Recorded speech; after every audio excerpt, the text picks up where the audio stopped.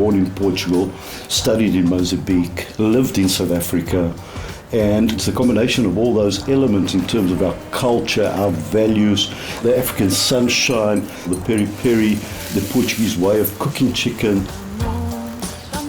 The kind of philosophy that we've always had at Nando's is that whatever we do, we've got to do with our hearts and souls, we've got to do with the right intent, we've got to do with the right values. We were young, full of ambition, full of grit, and we just believed that we could do it. It was, I think, in my mind, critical that we have a presence in the soil with the Mozambican sun, and that's the reason why we seriously looked at farming the bird's eye in Mozambique. You talk about companies with higher purpose, but we did that 25 years ago where we said it's not just about the chicken. And then the UK coined the phrase, it's the people that make the chicken. It is one of those profound kind of quotes that sums up what Nando's is all about.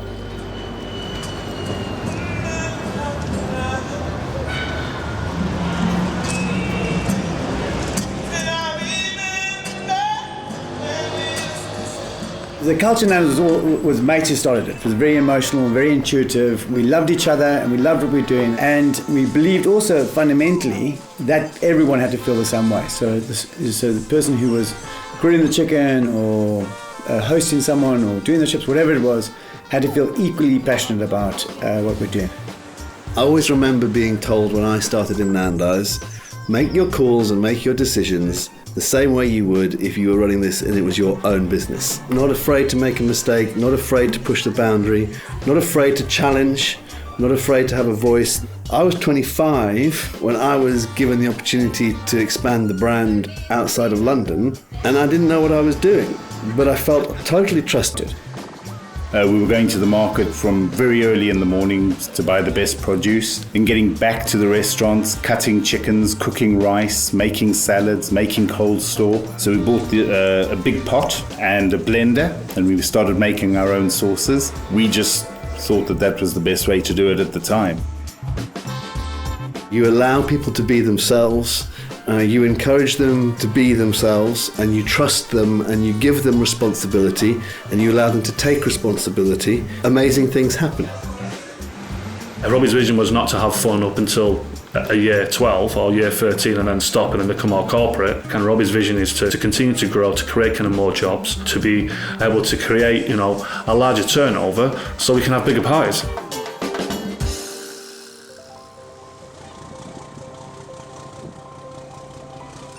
If I look at the team that are currently in the business in Scotland just now, 90% of that team were with me from day one. They found us, we found them, but the massive strength we've had in the North is that we have, found these great people, supported them, developed them, loved them, got drunk with them, and they're still with the business, all having moved through, all become partners.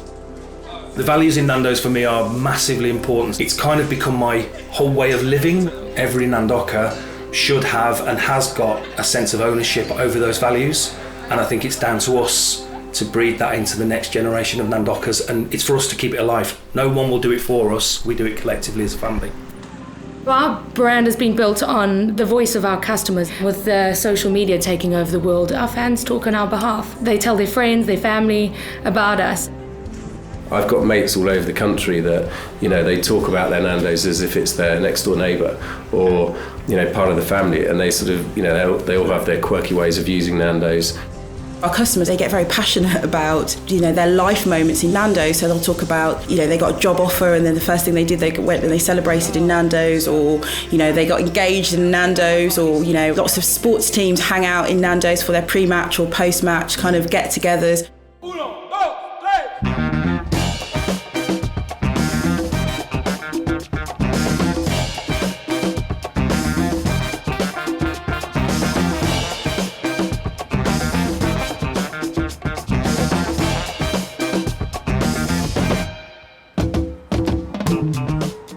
I think the way we protect the magic for the future growth is, even though we are a big family, we have lots of smaller families within the family. All in all, if you don't have the smaller family units being very special in their own right, you'll never keep the magic that we have today and that we had when we first started. I am working today with some young people who will be the leaders of the future, who think and act in a very different way, but actually I've got a role to play in how their life turns out. I take a great amount of pride in that, and that's the thing I'm most excited about, spotting the talent of the future. When we were a smaller business, we didn't have anything to lose. So nothing was a problem. Everything was worth a go, because what was the downside? I think as you become successful, the danger is not to become overly cautious and overly closing in your adventurism and your spirit, because the fear of what you're going to lose outweighs the fear of what you're going to gain.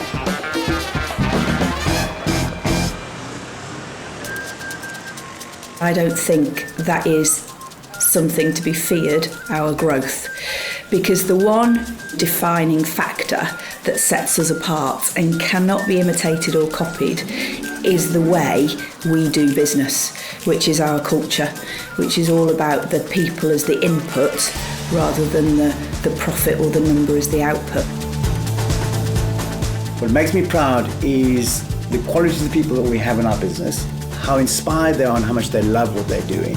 Nando's has changed my life, and I hope and wish that we can do that and touch hundreds of thousands of people's lives in a positive way.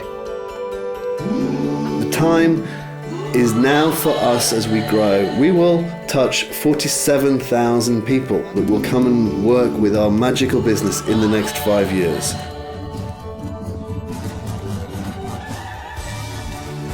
And if we know how we all behave and how we all make a difference to people's lives, this business will not only grow, it will change people's lives, and it will be hugely successful.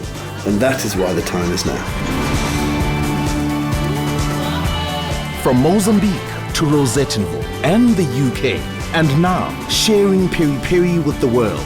Welcome to the home of Nando's. Welcome to Africa. Kinako.